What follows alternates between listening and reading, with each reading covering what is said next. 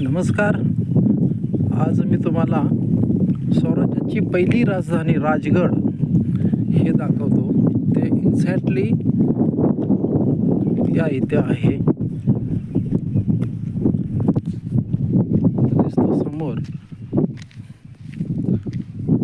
हा राजगड आहे. हा जो राजगड स्वराज्याची पहिली राजधानी छत्रपती शिवाजी महाराजांनी जी केली होती ती आहे. आणि हा जो रस्ता आहे हा भोरकडून येणारा रस्ता हा सरळ इकडे महाडकडे जातो. हे बुरडमाळ म्हणून आहे गाव. ह्या गावाच्या पासून त्याचं चांगलं दर्शन होतं. हे इकडं ह्या गावाला गेलेला हा रस्ता आहे.